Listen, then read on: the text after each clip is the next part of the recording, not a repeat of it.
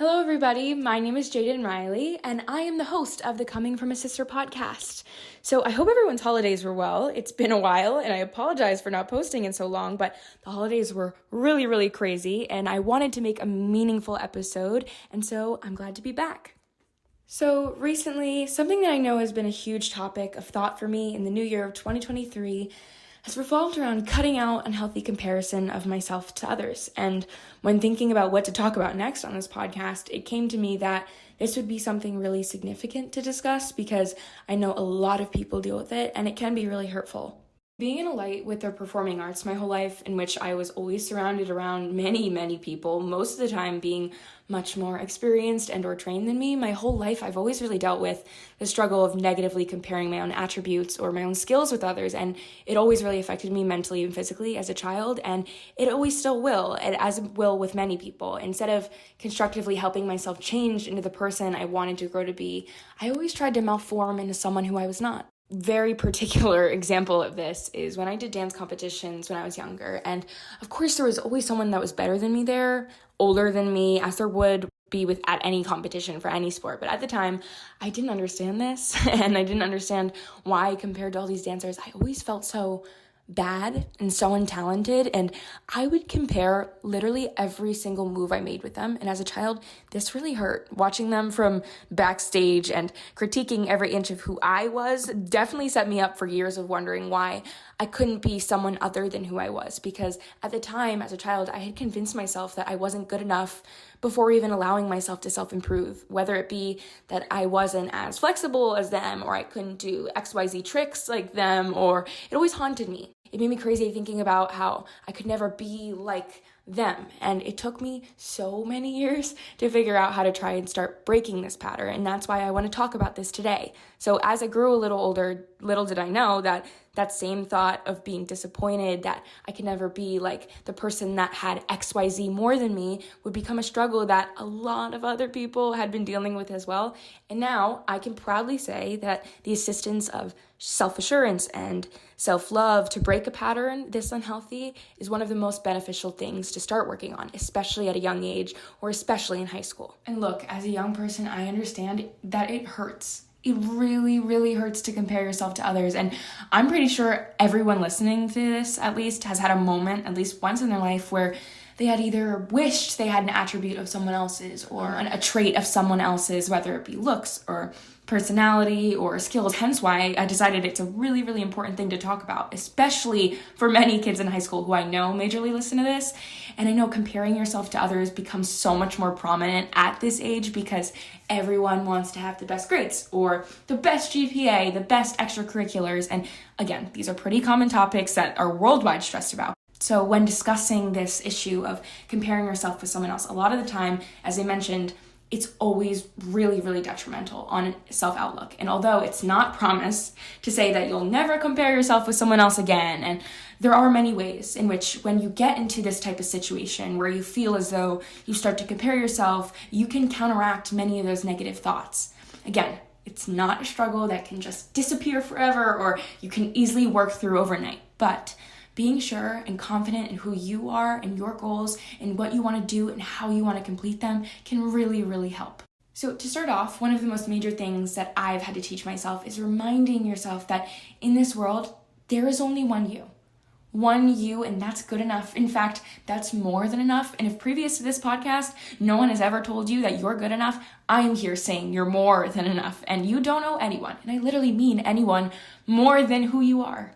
And I understand the whole idea of there's only one you in this world may sound like shallow or cliche words now, but you have to remember that there's factually no one in this world who is you. So account for the fact that you have your own agenda, your own talents, your own skills, and to compare yourself to someone else and to plenish all the special parts of what makes you yourself is such a disservice. Because just as you may think you can never compete with someone else's specialties, no one can compete with yours. And I get it completely with almost 8 billion other people in this world. I understand it's hard to not try and look for all the things that others may have and you don't, but your story is different than theirs. Your presence is so much different than theirs, and instead of trying to morph attributes of yourself to match their presence, you've got to learn to love your own first. And trust me, that's much easier said than done. And it's a journey, but it's a journey that you should be willing to take. And being grateful for the way that you're so specially individual will be the most beneficial for your mental health. And being that you are the only you in this world, you get to choose the type of person that you want to be to yourself and others. And trying to replicate someone else's version of that starts to take away your individuality. And that's not helpful. So just to be clear, there's a healthy way of improving who you are versus changing who you are in regards to becoming exceptional in other standards. And again, you are not required to prove anything to someone else. And although it's humanly tempting to want to impress or wow other people, you can do that by self-improvement, working on who you are, whether it be the tiniest things such as simply starting a new skincare routine, a new study plan, a new internship, a new set of written goals, learning to love yourself through affirmations every day.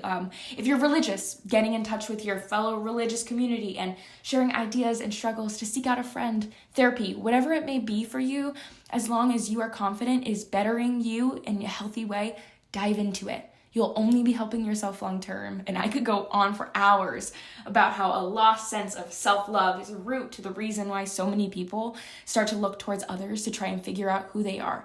But since that's a whole novel-worthy topic by itself, I'll save that for another episode. With the way society loves to form standards and expectations, many of us feel as though we have to conform to these perimeters of what's acceptable or exceptional. But let me be completely clear about something. You're on your own journey while living your own life, and it's not going to look like someone else's, and that's not a negative thing. So truly, at the end of the day, comparing your story to someone else's and looking for what you don't have makes such unrealistic expectations.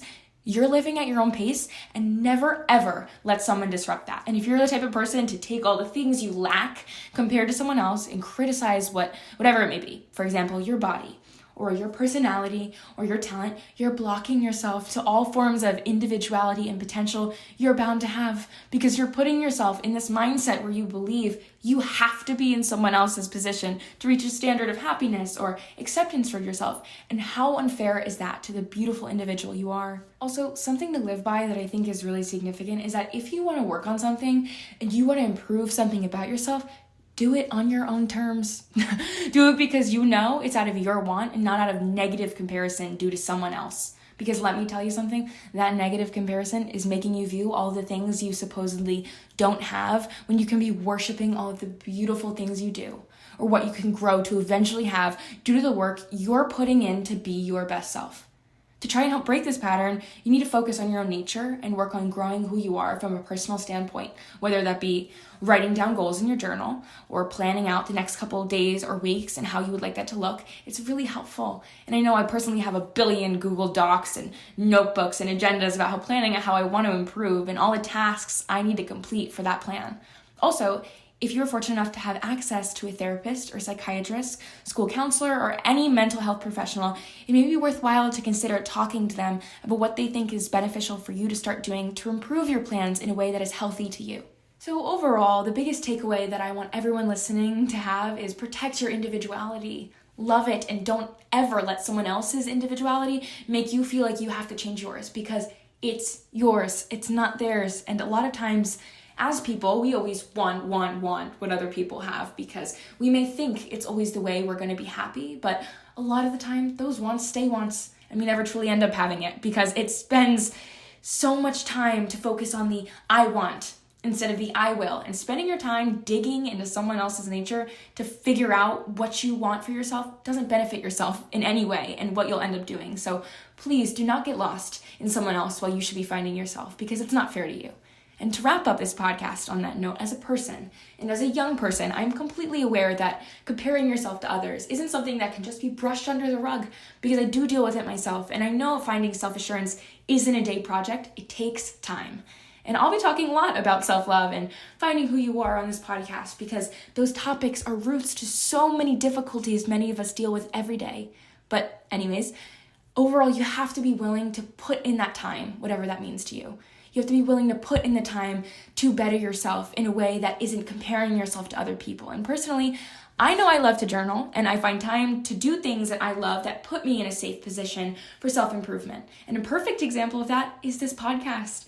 realistically, almost everything I'll be talking about in this podcast, I relate to and or struggle with in some way. And as a young girl, I know I've experienced unhealthy comparison more times than I can count. And I've been put in so many positions to doubt myself in regards to how great someone else was, etc. And it's not fun. It makes you feel bad about yourself. And I'll be the first person to share that. But having a platform to discuss a difficult thing like this makes me recognize all the things I should be working on as well. So whoever is listening to this that is struggling with unhealthy comparison and wants to start working on it, I want to share the idea that forcing change is what comes from comparing, while growing into self-improvement is what comes from healthy self-reflection. And let me tell you, it's a process to get to that point, but they are two different things. And the longer you take to get to know yourself and love the type of person you are, the more it will start to make sense. And I truly believe that. All right, everybody. So that is the end of this podcast. Overall, everything that I said in this podcast, again, take it as you will and do what is best for you, because at the end of the day, that's all we can do. But I appreciate you listening, and I appreciate all the support on my first episode, and I hope all of you have a wonderful day.